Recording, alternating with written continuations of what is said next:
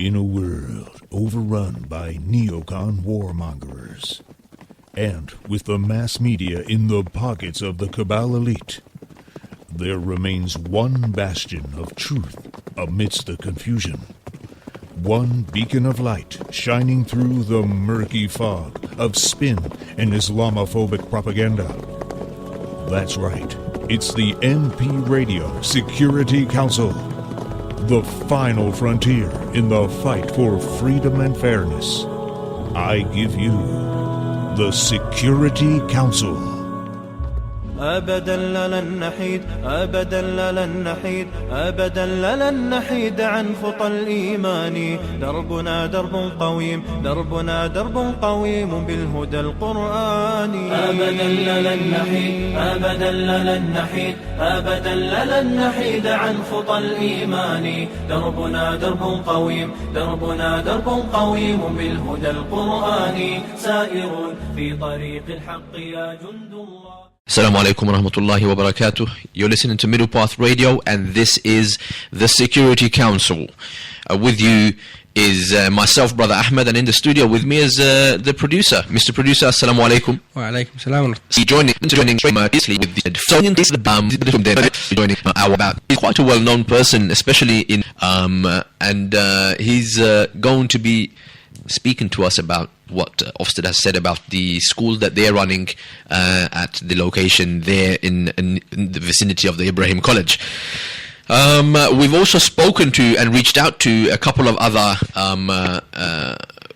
schools that have been mentioned by name in these reports.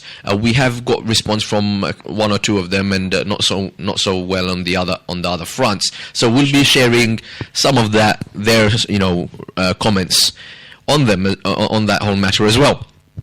We've got a variety of different other things lined up, but our first and most important thing that we're going to be covering today is really this whole fiasco with Ofsted. So tell us what you, brothers and sisters, think.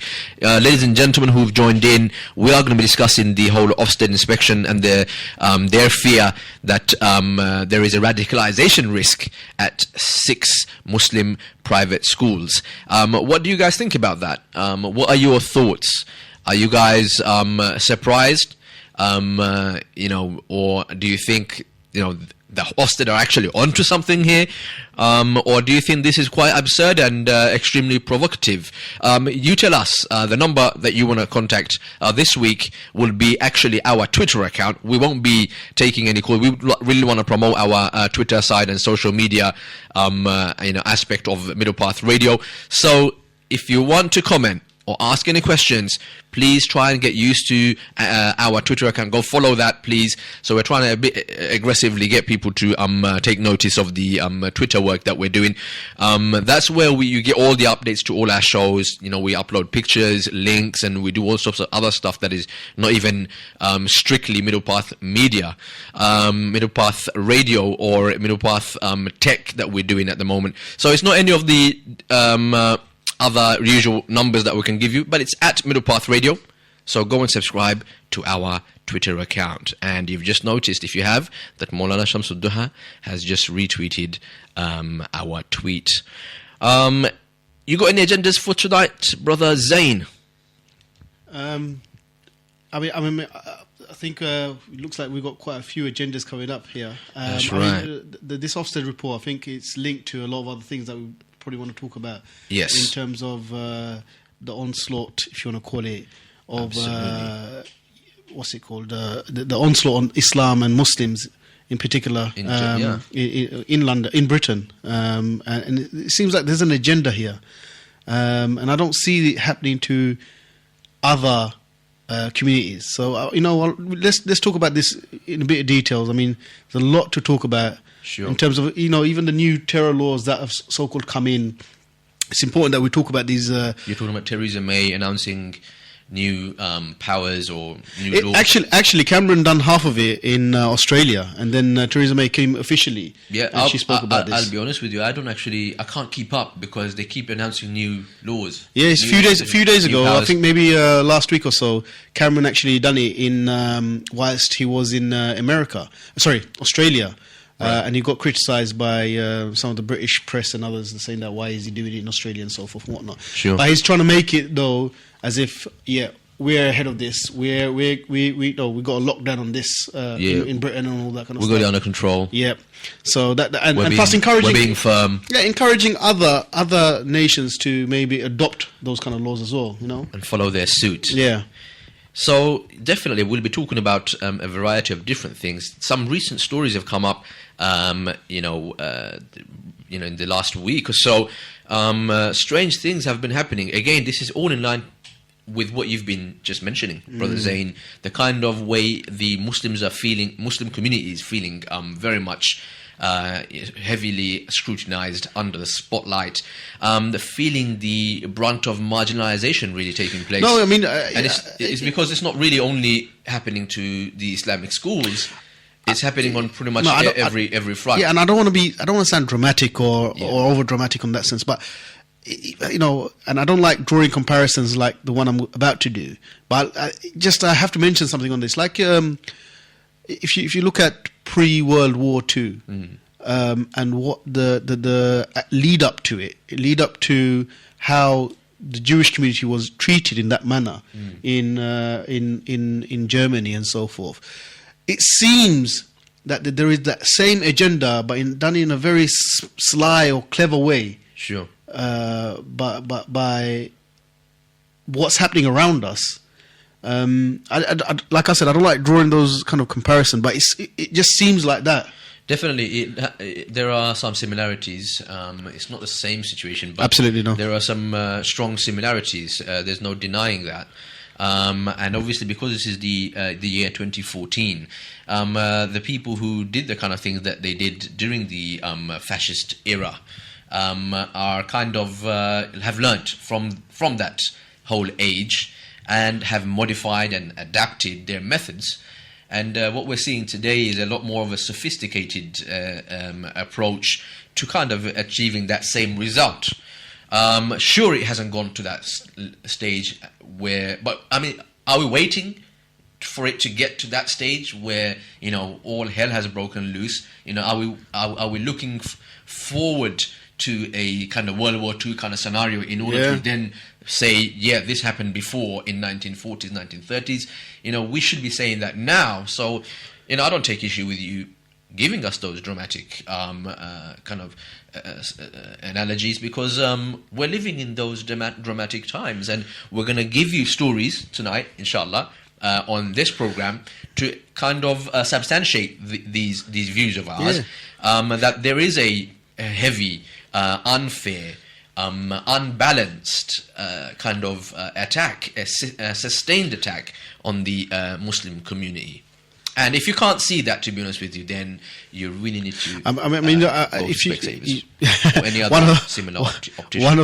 Or go back to school. One of the things that I think we want to bring up is the news story that broke this week. I think it broke this week regarding those two mercenaries, two European jihadists, if you want to call it, or Christian jihadists that went to non-Muslim jihadists. I'll make it even easier for you. Non-Muslim jihadists who went to Syria to fight. Regardless who they're fighting there. Yeah, that's a story that we're definitely going to go into more detail, and we'll be looking at their names, their pictures. We're looking at what the government has to say about them as well. Just before we go into that, the reason I'm saying it is the double standards here, the two-facedness of the whole situation. I mean, how the government is treating one set of fighters in one way and a different set of fighters in a different way. They have a very convenient explanation for this. We will be taking that story straight after we go to a break. After the break, we will be speaking to Maulana Shams Ad Duha, who will be speaking about the recent Ofsted report into the 6 Muslim schools. I'm sure at least he can speak on behalf of the schools that he and his team look after.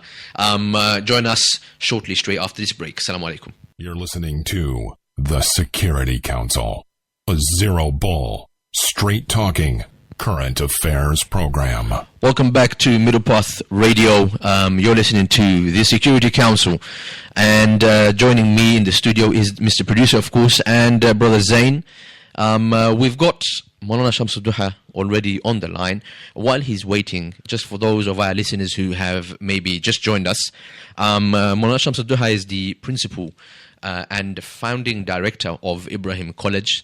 He doesn't really need an introduction. He is well known in the community. He comes from a Darul Uloom background. I believe he has a master's in Islamic studies from University of London. He's also well educated from the Islamic sciences. I understand he is also Hafiz of Quran, completed studies in Tajweed, Fiqh and Arabic language. So also Ofsted is the real reason why we're speaking to him, because Ofsted has done this spontaneous series of inspections, is the word I'm looking for, into 6 London-based Muslim private schools. And they have come back with some criticism, some strong-worded findings, to be honest with you. Really, they're threats, isn't it? Yeah, they did say that they've got the powers, but they're suggesting that they can close down these schools if they really don't cooperate and address their findings. So as you said, we want to hear directly from the principal of Ibrahim College. We have him on air. Maulana Shams Ad Duha, assalamu alaikum wa rahmatullah. Wa alaikum salam wa rahmatullahi wa barakatuh. Maulana Shams, can you hear us? We're finding a little bit of difficulty hearing you. I can hear you. Loud and clear, inshallah. I can hear you, brothers. Can you hear me, yeah? Okay, you're coming out clear, just barely on our end. As long as it's okay on our listeners' end, then I'm going to take the questions for you. As I've already actually spoken to you in the past, this show is quite informal. We talk about a variety of different things on this program. But tonight we are talking about something that's quite relevant and very much in the news. Maulana Shams, I understand that the private school that yourself and your team are currently operating, they've been inspected by Ofsted. It was a spontaneous, unscheduled inspection. Could you just tell us exactly what their findings were and how do you respond to those findings, just for the benefit of our listeners? Okay. So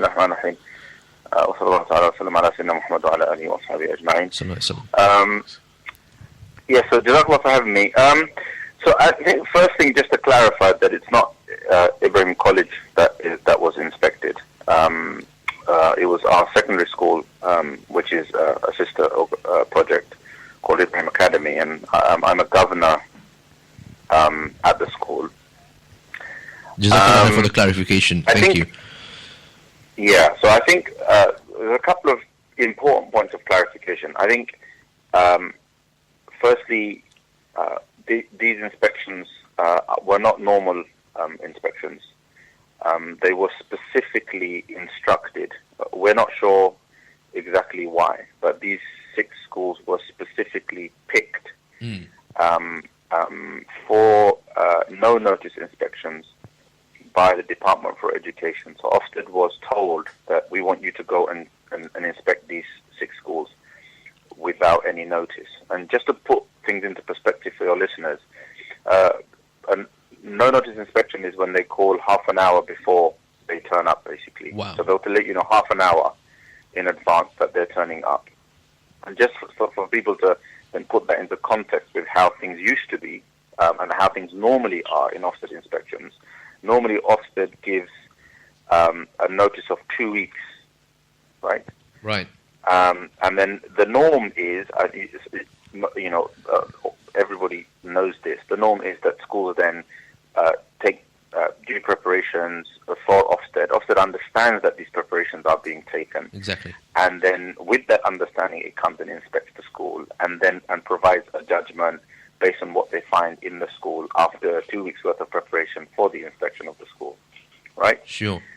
That's how. So, compared to that, we're talking about these inspections that have a context in which they have been specifically instructed by the Department for Education for some reason or other, and they are no-notice inspections. And we know that the context for no-notice inspections is the Trojan horse scandal. That it was in the wake of the Trojan horse story that that Ofsted, this precedent was created for Ofsted to be able to come and inspect schools on a no-notice basis. And you've got to remember that the Trojan horse scandal involved state schools, not private and independent Muslim schools. It was just extended to independent Muslim schools. So I think that's a really, really important thing to understand before we talk about what it is that Ofsted found and what it is that they put in the reports. Right. Yeah? Because I think it's very, very easy for people to read the reports and say, oh, there's a lot in there that sounds like there are some issues with the performance of the school. I think people have to put things into proper context. Sure. In terms of what it's usually like when Ofsted comes and inspects. The other really, really important thing is the nature of the inspection itself. And here as well, a contrast needs to be drawn. Ofsted, like I personally, I was involved as a deputy head of a private Islamic school before, which I helped set up, and then worked in there as a teacher and a deputy head, and personally oversaw an Ofsted inspection. And of course, although Ibrahim Academy is a fairly new school, we've only been inspected. I think we've only had a full round of inspections once before, and that was like for the initial starting up of the school, followed by a follow-up inspection. So we've not been through like round after round of inspections like other schools have, but I have been involved in Ofsted inspections with other schools in which I've been governor and so on.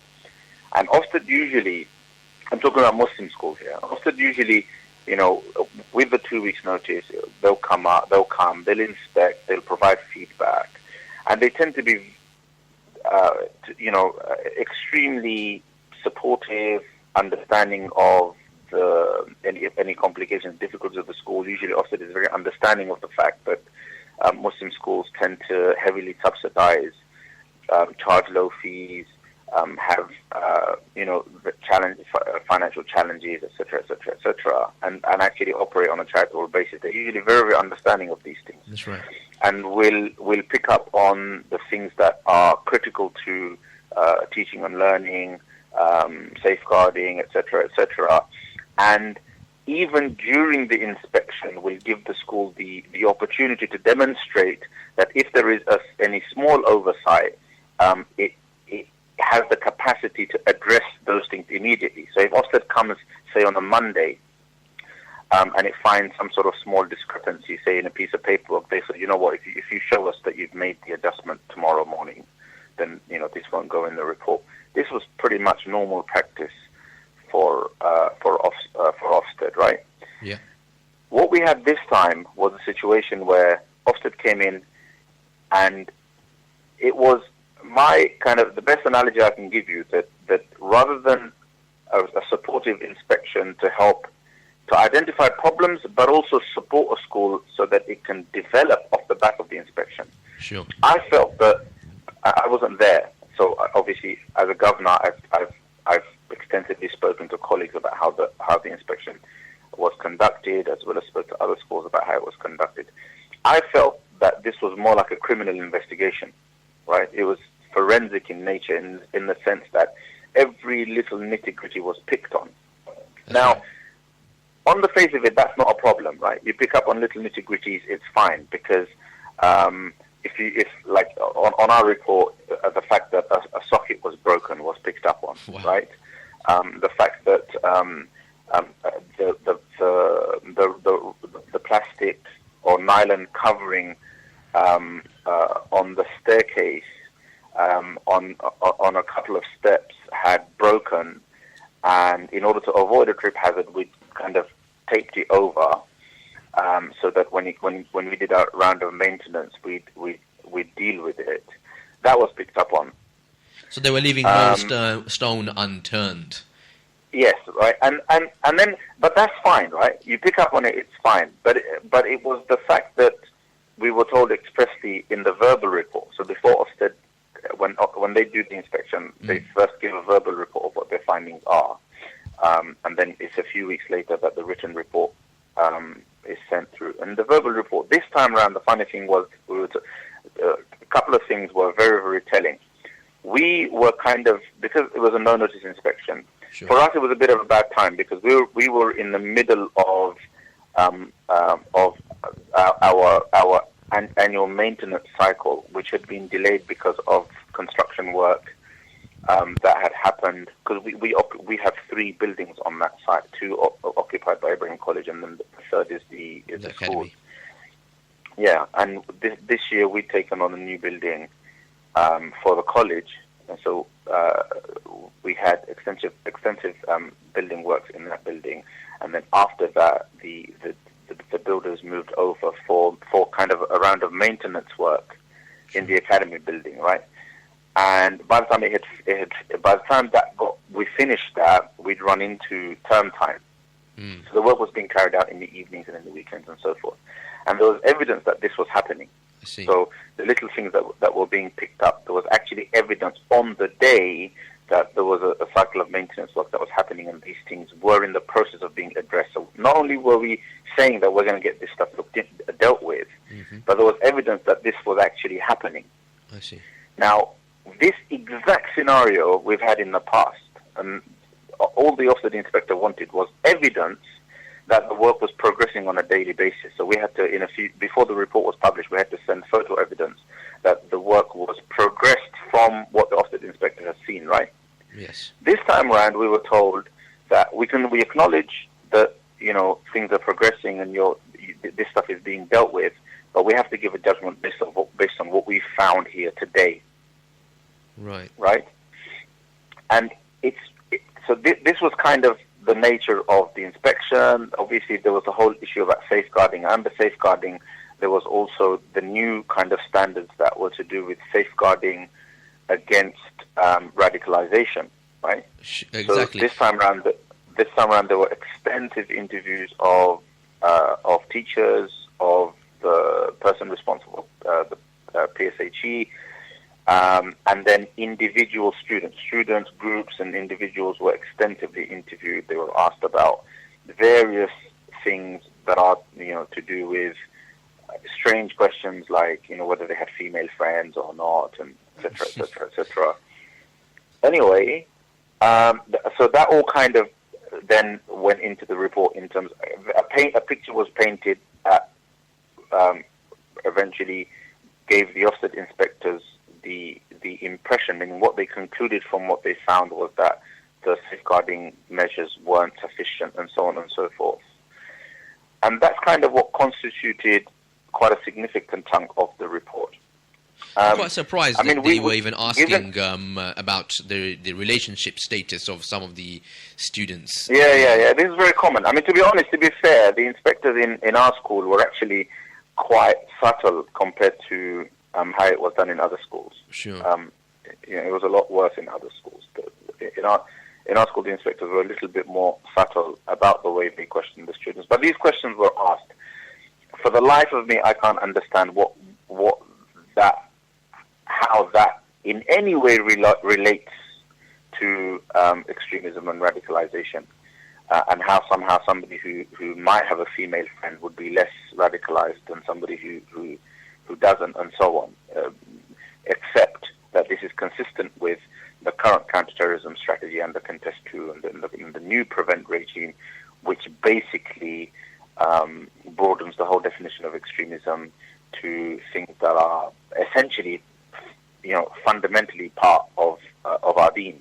And I think it seems that the whole, everything that was to do with identifying evidence or signs of radicalization was informed by that, which is quite understandable, right? Because that is the policy that statutory bodies, it is Contest 2 and Prevent that statutory bodies use as their counterterrorism strategy, right? Sure. So essentially what they're looking for, like other schools, they picked up on the fact that the library had too many Arabic books. Yeah, let me just kindly, politely interrupt there. I mean, some of the things that they've said, some sweeping statements. I mean, for example, they're saying that pupils at 6 Muslim private schools in East London are at risk of extremist views and radicalisation, according to the Ofsted's chief inspector. That's really important, right? And before I go into that, I want to say for the listeners as well that I'm not, and I don't think any of the schools are interested in sidestepping or deflecting from the fact that some of the concerns are genuine. Most Ofsted inspections flag up some genuine concerns, right? Sure. In the school. And the norm is that we put together an action plan. Even if they're serious, we'll put together an action plan. And these things are addressed. If they're very serious, usually it means that you don't get the kind of judgment that you would like, and you end up downgraded and so forth. Sure. While there are these kind of genuine issues, I am, even though this was an on-the-spot inspection, on any other given day in a normal Ofsted inspection, this was the results that all of these inadequate judgments that you've seen in these schools simply wouldn't be the case. And this is my last point on this, on the nature of the inspection, is that while we acknowledge that there are concerns, and of course we will address them, and every school will, right, and they're bound to. What is interesting is the fact that while these were kind of on-the-spot inspections, no-notice inspections, right, it wasn't just that was the case. In addition, they were very unforgiving inspections as well, right? Right. And things, if I would encourage readers who've taken the time to read some of the reports, I would encourage you to actually download the report immediately previous to that report for all 6 of these schools, yeah? And read that report as well and compare the tone of the report. Sure. That's something I encourage people to actually do. People who've taken the time out to read the report, right? Download the previous one and read it as well and see the difference in tone. Right? You're suggesting that their reports previously were quite glowing. They're fundamentally different. Fundamentally different, right? The very tone of it, even when Ofsted has found things that are critical, right? Mm-hmm. That are areas for improvement. The tone is different. The way you'll see that the nature of things that get picked up that get into the Ofsted report are different, right? Petty things aren't in there, and the tone with which it's all expressed and articulated is different as well. So what do you think has changed, Maulana Shams, since the last time that these schools were... The security agenda. This is in our view is that these are inspections that are motivated by security. And once again, right, I don't have a problem with that. I don't think any school has a problem with that. Fine, you have reasons to suspect a school. You've come down on us. Why is it that the security agenda is being used to downgrade schools and make them look like they are holistically bad, like they're bad in every single sense, right? There should have been some allowance to accommodate for the fact that this is an on-the-spot inspection, right? And normally the kind of preparation that school would put into an Ofsted inspection, there's been no opportunity given for that. And the only thing that should have been picked up is evidence of extremism. Yeah, I mean, that's the question really I think everybody's asking. Is there really a security concern with our Islamic schools, well, that's a any different question, to the right? other schools? Let's just say for whatever reason the government has been tipped off that there are security concerns, yes? Okay. Let's just for argument's sake accept that. And they've come in and they're looking for those things. Well, just look for that stuff, right? Okay. But there seems to be, it isn't that there may be security concerns. It's the fact that the schools themselves seem to be a problem. The very existence of these schools seems to be a problem here. Right? So the schools are being pushed to a position where should there be a need, should there be a will, the schools could be shut down. Sure. Right? Because it can be argued that, okay, fine, there's no evidence for security, but there's all this other stuff that you're failing in, so therefore. Do you see what I mean? I understand. And the other thing also is that there was no evidence for extremism, right? That's right. There was no evidence in our school, and nothing was found. Some of the stuff that was picked up, right, as possible causes for concern in the area of safeguarding is nothing but absolute nonsense, right? I mean, the idea that there could be a problem because most of the books in your library are in Arabic. Wow. What does that have to do with... Arabic is a language. What does that have to do with extremism, right? What does the fact that the curriculum is narrow and most of what is taught is Islam have to do with extremism, right? Yeah, I mean, they did admit in the end, I mean, although the media is not picking up on this line, it does say here, direct quote from the Education Secretary, Nicky Morgan, while there is no suggestion of a coordinated plot, it is clear that these schools are failing children and this is unacceptable. End quote. But the admission is still there that there's no... the story, I think the story that everyone needs to follow more significantly in the media, which is a more significant issue, is the fact that the chief inspector, following these inspections, based on the findings in these inspections, actually advised the Secretary of State that children in these schools are at risk of radicalization. And my question is, where is the evidence? Where is the evidence that children in these schools are at risk of radicalization? Okay, the schools have broken sockets and shabby buildings, etc., as some of the reports say, right? How is that evidence that the children are at risk of radicalization? How is it that some of our schools appear to be a bit under-resourced and so on and so forth? One of the strong criticisms, sorry to interrupt you, Maulana Ashraf, one of the strong criticisms that the media has brought, Maulana Shams, correction there again, that we're getting from the media is that apparently these schools were favouring a strong Islamic ethos in these Islamic schools. What do you have to say about that? I mean, it says here that the curriculum, say for example at Mazahir al-Ulum School in Tower Hamlets, focused solely on Islamic themes. Another statement said that the ethos is wholly Islamic. So, I mean, how do you respond to something like that? By saying that, it's a stupid statement. We are Islamic schools. You know, it's like saying that, a science and technology academy or college has too much emphasis on science and technology. It's a stated aim of the school. We're an Islamic school. Of course, we're going to emphasize Islam. That's what we're about, right? Sure. And if the government or anybody wants to bring up the question of radicalization, our response is also very, very simple. We tackle radicalization by teaching Islam. Sure.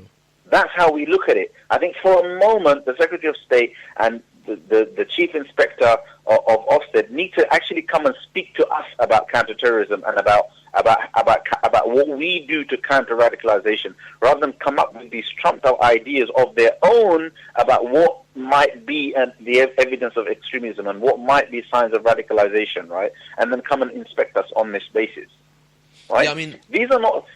We weren't around the table when it was decided that my long beard is a sign of extremism. I see, exactly. We weren't consulted about that.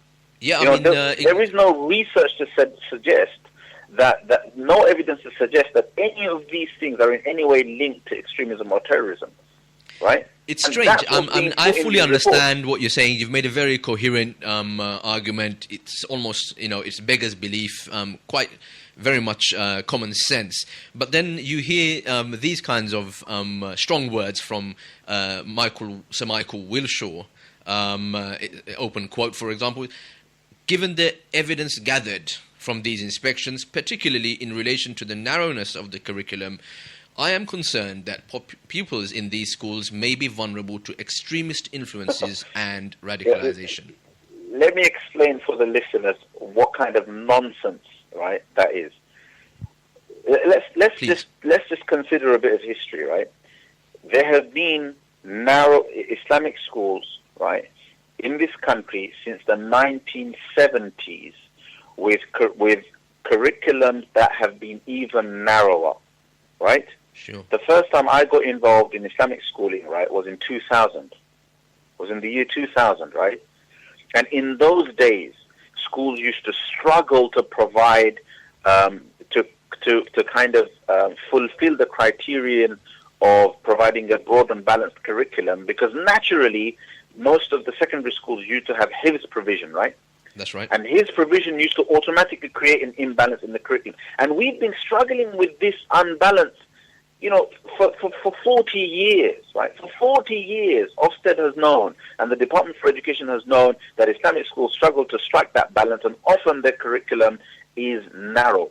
Where was the radicalization and extremism argument back then? True. But how did the narrow curriculum that was narrower in the 70s and 80s and 90s suddenly become evidence for radicalism and extremism?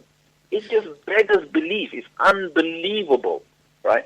And I don't like conspiracy theories, right? I try to talk people out of conspiracy theories.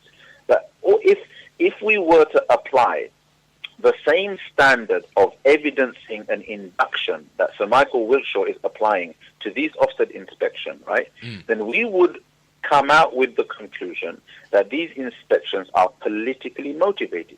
Let's just apply the same standard, right, of deduction that Sir Michael Wilshaw is applying. What would you read into it? What would anybody read into it? Right? That these are politically motivated. Well, one of the items of evidence that Sir Michael Wilshaw is relying on is the practice at these schools of segregation, having the classes separately for boys and girls. Obviously, all of the Islamic schools are single-sex schools, right? So the segregation question. This is funny, right? The segregation question is actually not about an Islamic school. It's about Sir John Cass. The issue of segregation was about Sir John Cass, which is a Church of England school. That's right. Right? It's a Church of England school. It's a state-funded Church of England school. Now, here is the comedy of it, right?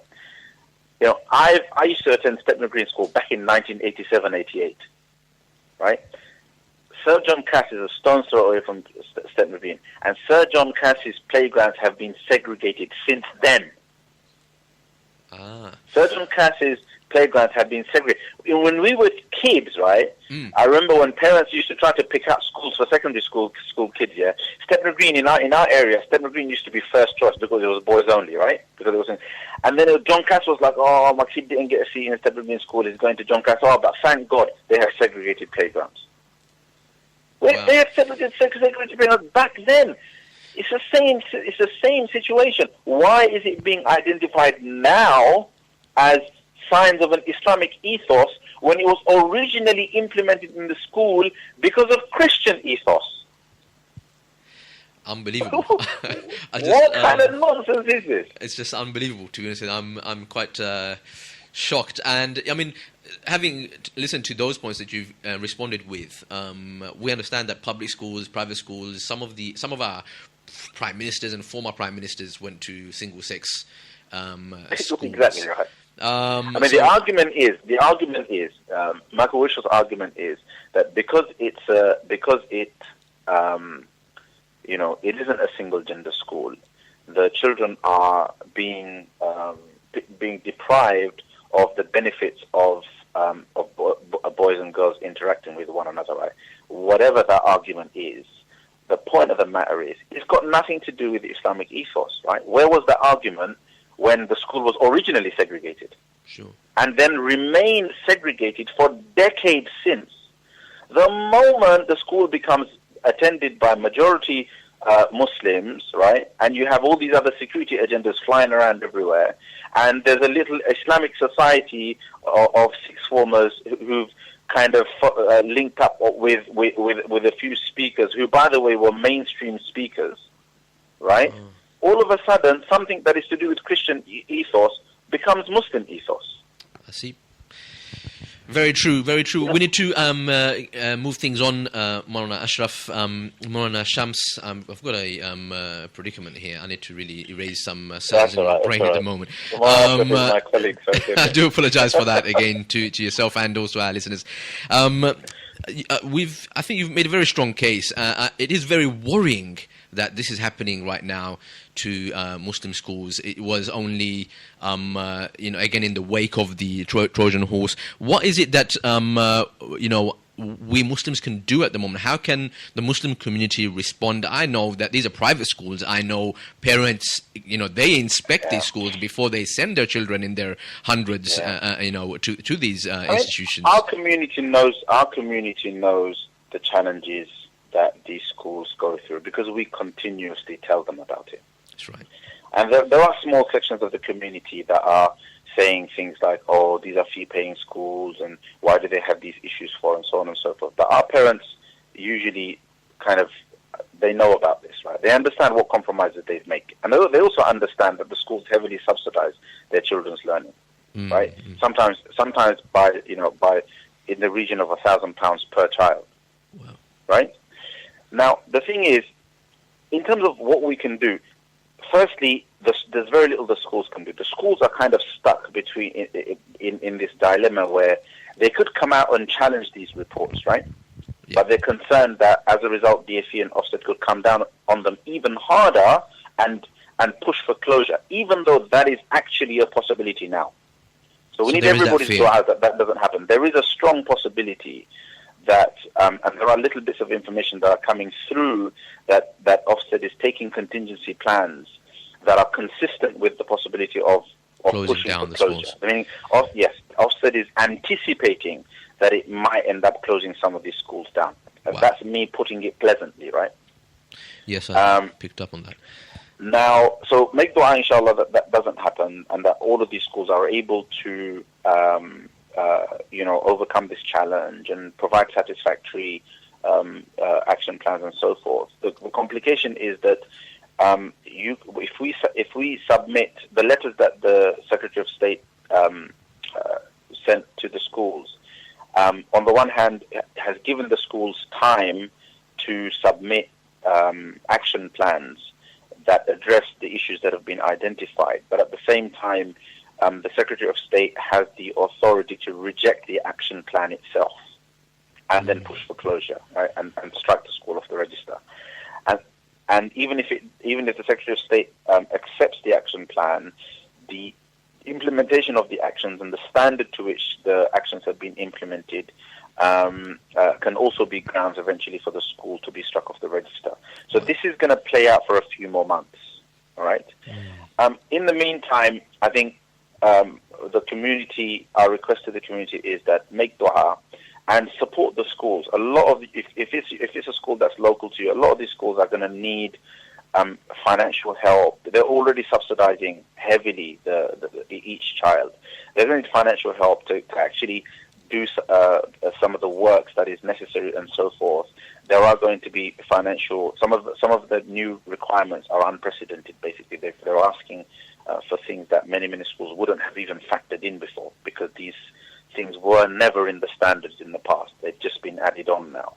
And all it does is just adds pressure to schools that are already struggling financially, already under-resourced and so forth, already operate under extremely challenging circumstances, right?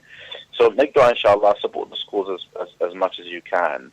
The schools I know are doing what they can as far as taking action to address the problems, because they have to.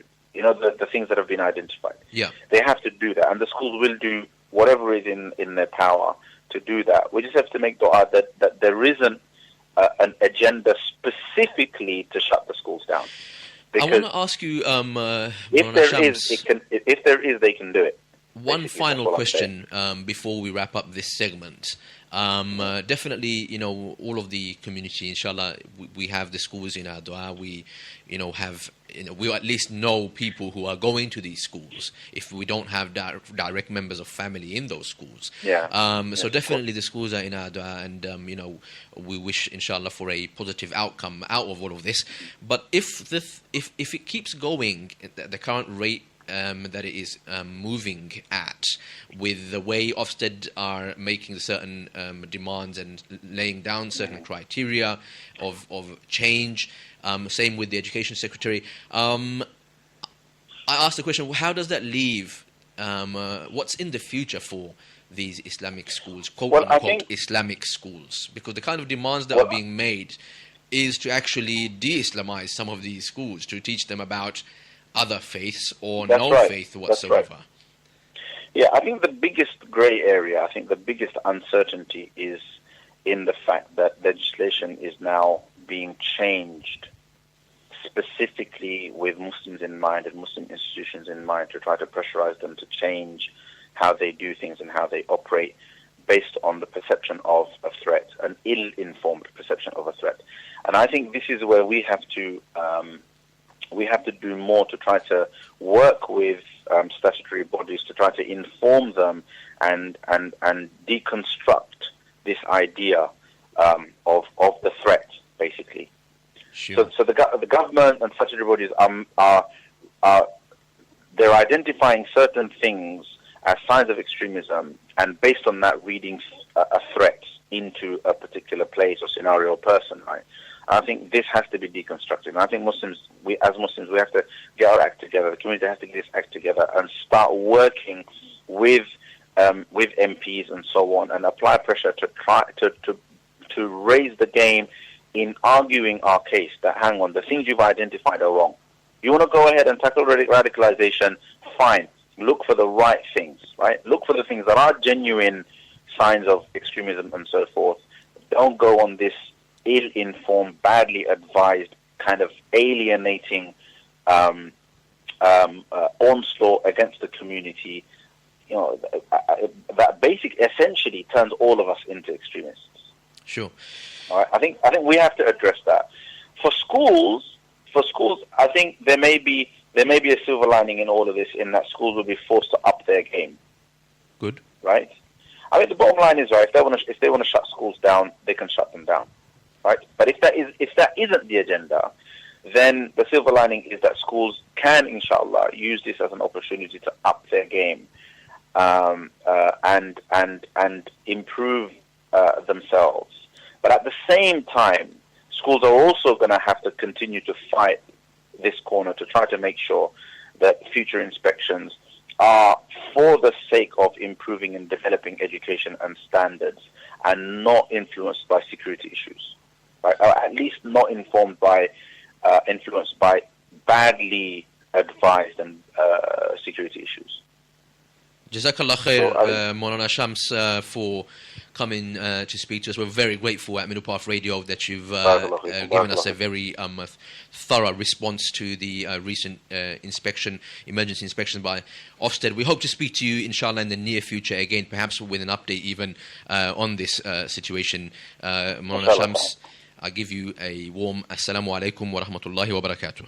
Wa alaikum salam wa rahmatullahi wa barakatuh. So we need to go to a very quick break. It was a very long call that we had with Maulana Shams Ad Duha. I think there was a lot to take from that. It did span the whole of our first half of this show. I mean, we were actually only intending to finish with the 1 hour. We've been trying to introduce this as a new model for the Security Council. But when security issues like the ones that we've been discussing right now come to the fore, we tend to be as flexible as possible, especially when we have guest callers who've got very valuable contributions to make. We're very flexible on that front. Mr. Producer, we're going to go very quickly to a short break, after which we'll come back with some of our own feedback. Assalamu alaikum. Welcome back to Middle Path Radio. You're listening to the Security Council. I'm your brother Ahmed, and with me in the studio is brother Zain. We just spoke to Maulana Shams Ad Duha of Ibrahim College. He's a governor at the Ibrahim Academy, which was one of the 6 schools that was inspected by Ofsted, unannounced inspection, spontaneous, and what the Ofsted is referring to as emergency inspection. He gave a very thorough and well-spoken response to a lot of the claims that have been made, or shall I say the findings, written in these reports. One of the claims that were made in the report was that these Islamic schools were too Islamic. Brother Zain. Too Islamic? Too Islamic. an Islamic school being too Islamic. That's right. And he responded, actually, Maulana Shams. He said that it's like saying a science class has got too much science in it. They should be teaching some PE during science or something. They should be doing some French. Next time... it's ridiculous, you know that. It's absurd. I mean, I can't even entertain that. The zoo's got too many animals. Yeah. Oh, sorry, the parliament. Oh, sorry, the zoo, yeah. I mean, another one is segregation. There's segregation taking place in these schools. Well, actually, he corrected me by saying that actually Ofsted was pointing that finger, the segregation finger, at a non-Islamic Church of England school. Okay, which is predominantly populated by Muslims. Hang on, are you telling me the church is becoming extremist? Church is a front organization for the Islamic world order, as you know. So the Pope is an undercover Muslim, and he's running the show from all the way out in Vatican, in Italy. Big up the Pope. So listen, I mean, this is how silly this Ofsted. I mean, I had to maintain a level of integrity with, obviously, our guest speaker. He's a very learned person. But obviously, in the Security Council, we break it down and we cut through the kind of wall and the spin that, whether it be people in the media, whether it be the arms of the government, be they the police, be they the Ofsted for the matter. And Maulana Shams Ad Duha, he mentioned a couple of things. I mean, when he said that there's a bigger agenda, look, you have to look at the onslaught and so forth. And he made it clear that he's not a fan of conspiracy. He's actually in the business of people speaking sense to people. Sure. But he did say that you can't help it by mentioning all of this. I mean, you'd be stupid to ignore that. It's out in the open. It's out in the open. If this level of standard and this criteria was applied to any other a school or faith-based school, then you could say that they are trying to actually that it's a more of a broad-based, more unbiased thing. It's not a targeted or politically motivated thing. But unfortunately, it's only happening to Muslim schools, and it begs the idea that this, can only be politically motivated. Again, he also put that into context, saying that this is coming off of the back of the, incessant reporting about so-called, quote-unquote, Trojan horse. Okay, a plot, as they like to put it. Trojan hoax, plot. Correct. I stand corrected once again. Trojan hoax. Why? Because what everybody knows about the Trojan horse stories is that extremists have infiltrated the schools in was it Birmingham or Manchester, and they were apparently Do you think the government is run by the Daily Fail? Yes, I think the Daily Fail is run by the government. I think the Daily Fail is actually running the government. Because that's how it sounds. It sounds like those sensational story headlines you find in the Daily Fail. Except the creeping into the government. Except all the investigations that were done only found that there, one conclusion, that there is no evidence of extremism or any sort of plot to take over the schools. In any of these so-called cases that was brought to them. Ridiculous. What it showed was maybe there were some teachers who were upset, or there were some governance issues. Stuff that you find in any school. Okay, there's probably some management problems, maybe some teacher issues. Standards of certain teachers weren't good, or or there was some sort of favoritism, or whatever, some clique business going on, but. This does not amount to extremism. When people hear the word extremism, people are thinking of September the 11th. When people hear extremism, people are thinking of 7/7 bus bombings, tube bombings. This is what people are thinking about. People in the UK are afraid of these things, and rightfully so. So, irresponsibly throwing and banding about these kinds of terms in describing innocent children, okay, in these schools, pretending. I'm not going to make no bones about this. I'm no longer speaking to our guest, okay? He's a professional. He spoke very professionally. And I'm going to say to you in a very professionally honest way that, they can pretend the Ofsted can pretend to care about the welfare of these children. But all they've actually done is demonized very young population from a minority community already marginalized. Okay, working for an agenda. There's an agenda, and they're working for it straight. Absolutely, I totally agree with you there. Now, I just want to ask one last question. It's a rhetorical question, of course. Why would you send your kids to an Islamic school if you wanted them to learn about how much evolution is a lovely theory, and how to learn about learn about, for example, relationship studies in a way that is taught in the state schools? The reason why parents don't send them, or they do send them to these Islamic schools, is because they don't want them to be getting that kind of education in the regular mainstream, or it's not the education, rather the way it gets taught. If the parent, exactly, there is still sex education in these Islamic schools. In fact, before any of these so-called regulatory bodies were even set up in this last century, Muslim in teaching sex and relationship studies to young people for centuries, or even it's other part religion. of the Muslim's faith. It's part of his religion to learn about these things. No, even in religious studies, you learn about other religion. You can't just be blind and not learn about other religion. But what they're not going to tell you is that it's okay to have a homosexual relationship, or to have what should I say, sexual intimacy before marriage, and that it's okay to do it, and all you need to do is do it safely, and this is how you go about doing it. These are the kind of things that Islam parents from the Muslim community do not want to be teaching their kids. Hold on. You go to a Christian, a church of or Catholic school, or a Jewish school. They're going to do. They're doing the exact same thing. They're doing the exact same thing. So why are they not highlighted, and why are the Muslims? And there are far more of those schools in this country than there are Islamic schools. Absolutely. And there are far more pupils and students in their hundreds and thousands. And the Christian schools, have huge population of students. Okay, and they teach the exact same principles and values. Ridiculous. I think the whole thing is a farce. The whole thing, the government is playing a game here, and you know what? It's going to backfire. It's going to backfire. This whole game is going to backfire. They're going to be shown up, and people will show people will show up the true colours and the true agenda. Why these people are doing this? I totally agree with you. I mean, let's look at Sir John Cass School, for example. It says here that they failed to safeguard pupils from Islamic extremism. Wow. The school failed. How they failed? First of all, what Islamic extremism? This is the thing. They pulled the big trick on us, which was, let's not define any of these quote-unquote crimes, okay? Let's just go ahead and assume everybody knows what it means. And then we're going to accuse them of committing those crimes. Okay? Islamic extremism.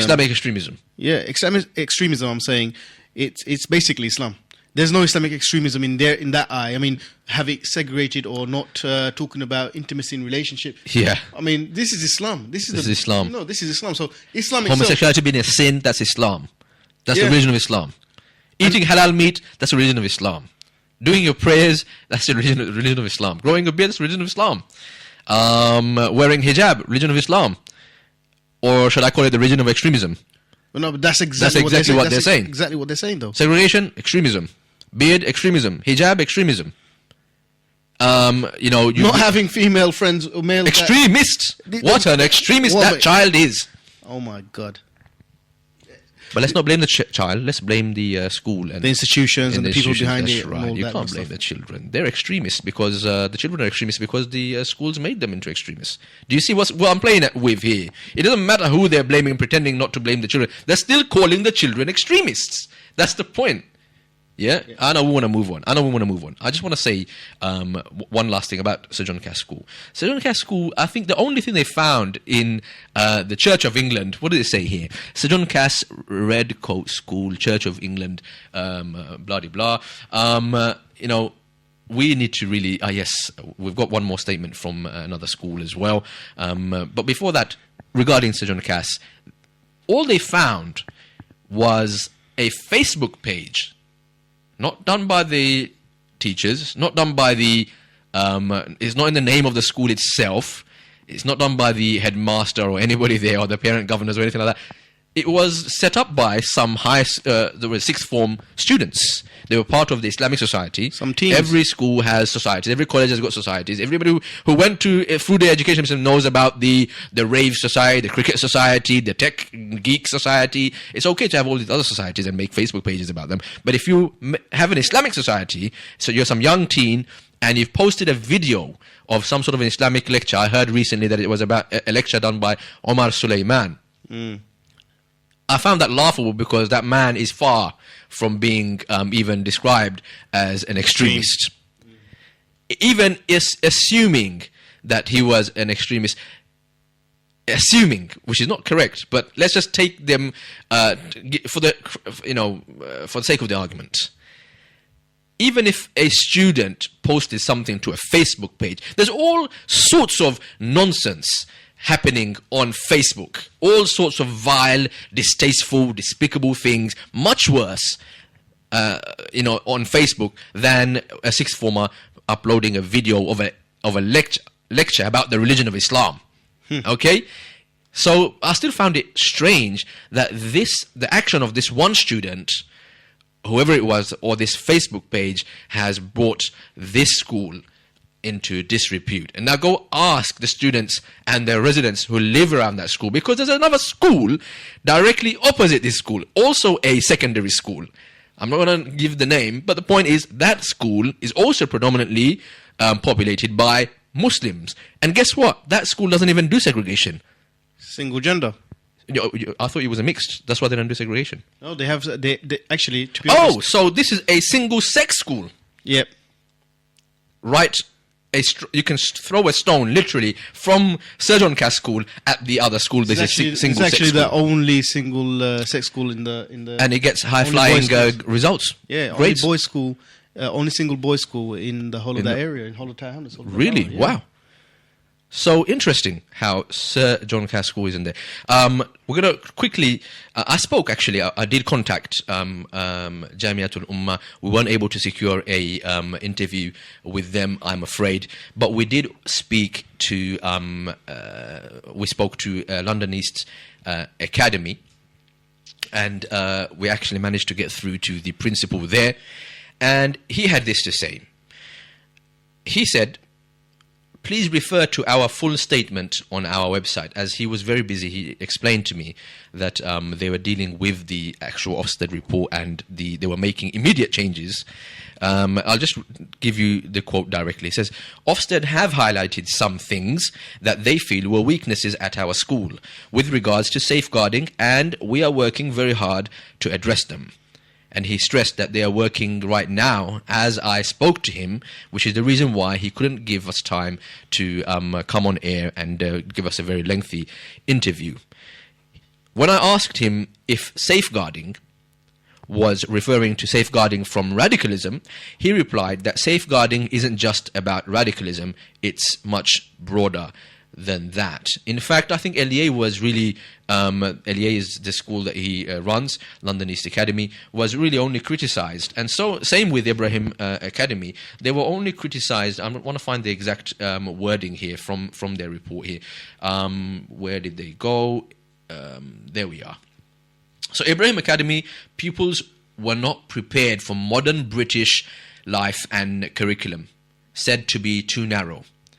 London East Academy is rated inadequate, the curriculum is not broad and balanced, and students have insufficient understanding of how other people live in Britain and abroad. I find this hard to believe. To be honest, I'm sorry about this. I actually know these people... kids are born in the UK. No, but I actually know about London East Academy, some of the students there. Go on. Some of them who've done their, finished up, got qualified in their GCSE. I mean, they got A stars. I think one of the kids the other day... I heard got something like 9 A stars and 3 A's and whatever has gone. Are you talking about A star in Arabic language? No. Are you talking about A star in Sharia law? Yeah. I think you're talking about A star in English language. English in language, science, math, science, IT, right. history. Something I learned, although I wasn't the brightest star in school. One thing I learned in English classes, for example, they teach you about British life. They teach you about literature, about British history. They teach you about poetry. You can't be saying things like, "Oh, these students who are getting A's and A stars," according to you, right? Yeah, but some of these guys have and they're gone on to. substantiable. I mean, you can substantiate these yeah, claims. of course. Some of these guys are now working for Reuters investment banks. They're working for. Oh my goodness! They're radical. Quickly call Reuters right now. Some of them are working in these big pharmaceutical companies and so forth. They've gone on to do their degree and moved on to. Regarding London East Academy, they've also said that most of the school library books are in Arabic. Yeah, but don't you know that? And that's it. But do you not hear the word extremism at all in any of these two statements? Reuters have all the whole things done in Arabic. Don't you not know? They've got a whole Arabic section. I think Reuters is suffering from extremism, or is not safeguarding its employees from possible extremism. Reuters were sending their journalism equivalent, or Ofsted, to inspect you. It's ridiculous. These statements from these Ofsted.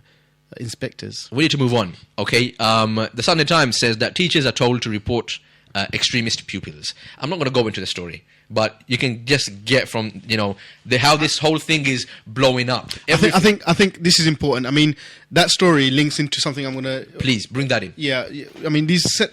Oh, I just lost it. That's fine. These set of new. While you locate that, I want to tell you how. Let's look at the state of schools and the students in these schools in the UK. For example, who remembers Anne Maguire?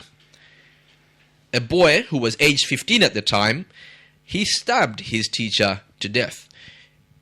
Was it at an Islamic school? No. Is he a Muslim? No. Is he black? No. He's a Caucasian white male. He was 15 years old, but he stabbed his teacher to death in front of the students. He was sentenced to 20 years in prison. Where was Ofsted safeguarding these students from extremism? Doesn't matter, he's not a Muslim. Moving on to the next story. In the Mirror, just today, we came across this appalling story of a boy aged 13 who raped a fellow pupil in school after, wait for this, after a sex boy didn't have enough sex education. He wasn't educated about sex, so he went and raped a fellow student. No, actually, he went and committed the rape after the sex education class. But it's okay. He's not a Muslim.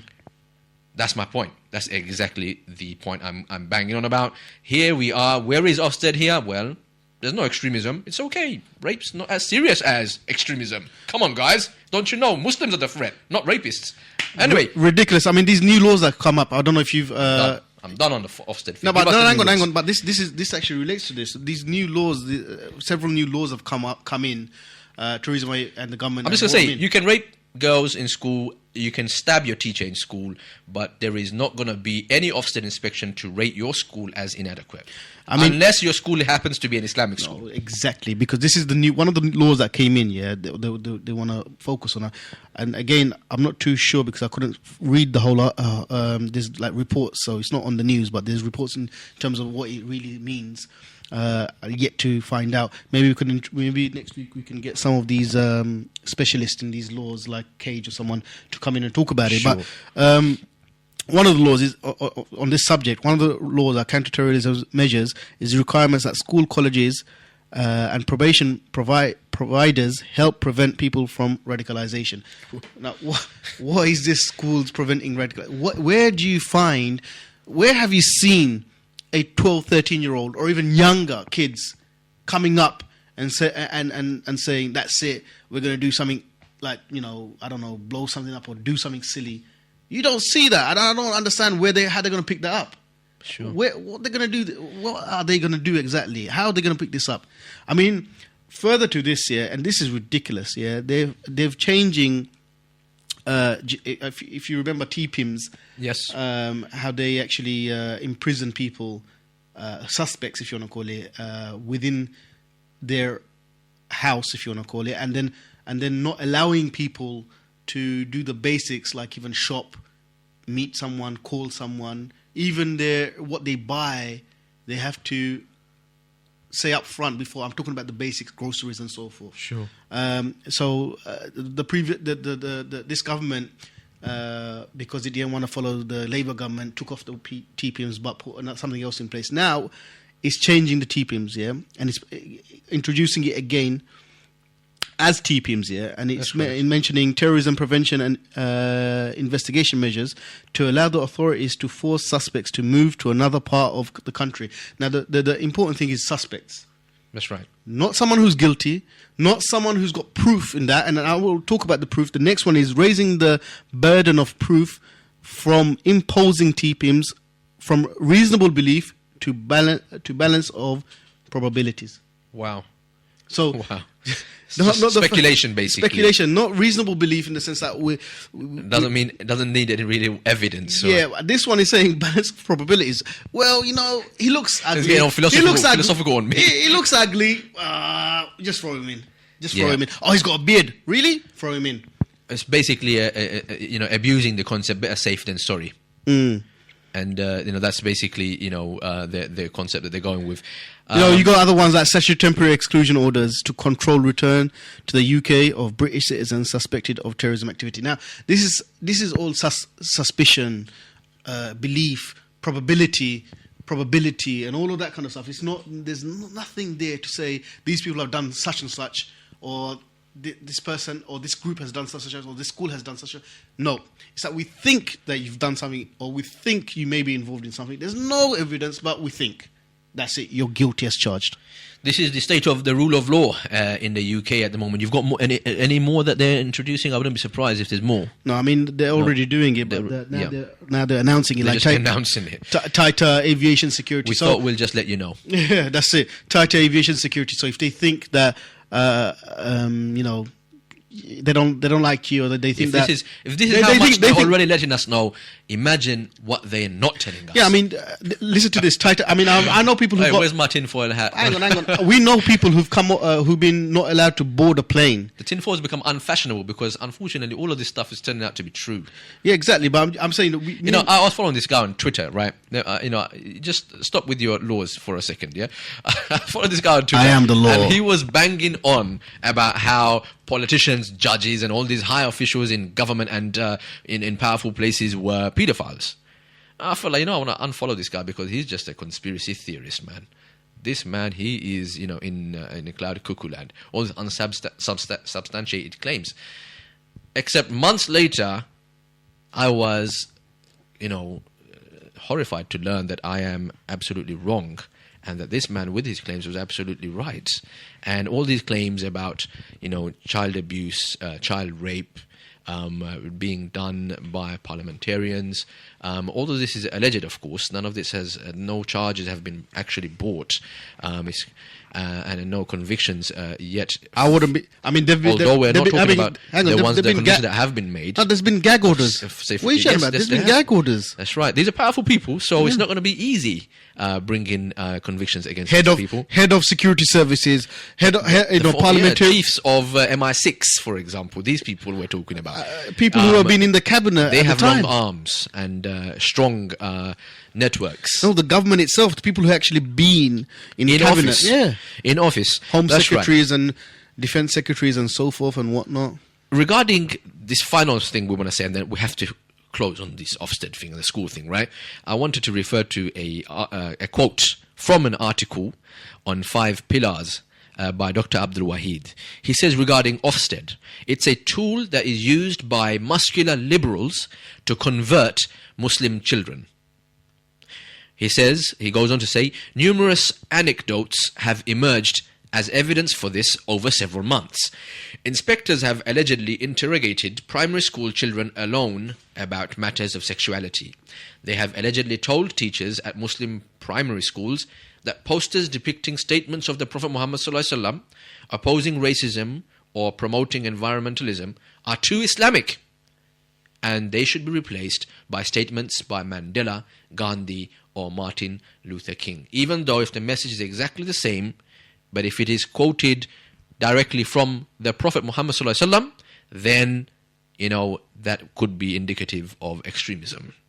These are the kind of changes that Ofsted is suggesting to these Islamic schools. Instead of commending and praising these schools for promoting environmentalism, promoting human rights and anti-racist attitudes and ethos, instead they're being told, no. Why have you quoted Muhammad ﷺ? we need you to quote Gandhi or Martin Luther. And with all due respect to those individuals, they've made huge contributions to non-Muslim world, but they are people who are mostly from the last century. But Prophet Muhammad ﷺ came centuries ago with the same message, so his message has greater weight. And hang on, these are, of course, he is the Prophet of Islam, so naturally his word will hold more weight and value and influence in the Muslim community. That's right. Why would you then quote Gandhi? Muslims don't see Gandhi as their prophet. So it's like quoting the president or the prime minister of Italy or Germany or even France. I know the British have a thing with the French. People say, why are you quoting these other foreign heads of state? Can't you quote Churchill? Can't you quote our own Thatcher? What's wrong with you, man? But, that's as absurd as it is. We're telling children that at the schools that they need to change these quotes and get some Martin Luther in there. If you're doing some acting lessons, you sound like Churchill himself. Really, that is the end. We have to finish. We have hashtag Django of the Week. There's only one. Hashtag Django of the Week. Django of the Week. There can only be one. We only talked about one. We had many others. No. Only spoke about I think one. regardless of who we chat about, they have to be the one. Because this Django is the elephant in the room, which we are speaking about, and this Django of the Week has to go to Ofsted. Ofsted it is. Or shall we say Sir Michael Wilshaw? No, Ofsted. I will say Ofsted itself. Ofsted itself, the entire body. Gone. Done. Django of the Week. Oh my goodness, Mr. Producer, you are too fast, too furious tonight. You've already tweeted, I believe, the picture and award that you're given to Ofsted for being Django of the Week. Just on Ofsted itself, I would recommend everybody, if it is on BBC iPlayer, I would recommend everybody watch a documentary on Baby P, and it mentions Ofsted throughout. From the beginning to the end, and their massive, massive failings and cover-up. And these are the same Ofsted who are now brandishing... riding the high horse. And brandishing everyone as extreme. And speaking down through their noses at Islamic schools. I would recommend everyone go to safeguarding when it came to the case of Baby P. Yeah. Not just safeguarding, their failure, the massive, massive failure. And then on top of that, the cover-up. This is BBC reporting. Not you and I, not no conspiracy theories. These are factual. That's why I said tinfoil hats are, they're extinct. They're not needed anymore because, like you said, they're not conspiracy theories anymore. This stuff is all true. And these well-known and major news organizations are actually producing documentaries and bringing the facts with their investigative journalism. That's right. So we need to wrap up tonight's show. You heard tonight from Maulana Shams Ad Duha, and you also heard a brief statement or a quote from the statement that we got exclusively from the principal of London East Academy regarding the Ofsted reports. And we hope to, inshallah, bring you more on this story as it unfolds. Without any further delay, we're going to be reminding everybody to tune in next week to the Security Council, same time, Tuesday nights at 10 p.m. You want to add something there, Brother Zain? No. I'm sorry, I was wrapping it up there very quickly. We'll hear from you, everybody. Don't forget, our hotline number is 07477 080 248. Save that for next week, inshallah. And follow us at Middle Path Radio on Twitter. Without any further delay, Assalamu alaikum wa rahmatullahi wa barakatuh. In a world overrun by neocon warmongers, and with the mass media in the pockets of the cabal elite, there remains one bastion of truth amidst the confusion. One beacon of light shining through the murky fog of spin and Islamophobic propaganda. That's right. It's the NP Radio Security Council. The final frontier in the fight for freedom and fairness. I give you the Security Council. أبدا لن نحيد أبدا لن نحيد أبدا لن نحيد عن خطى الإيمان. دربنا درب قويم دربنا درب قويم بالهدى القرآني. أبدا لن نحيد أبدا لن نحيد أبدا لن نحيد عن خطى الإيمان. دربنا درب قويم دربنا درب قويم بالهدى القرآني. سائر في طريق الحق يا جند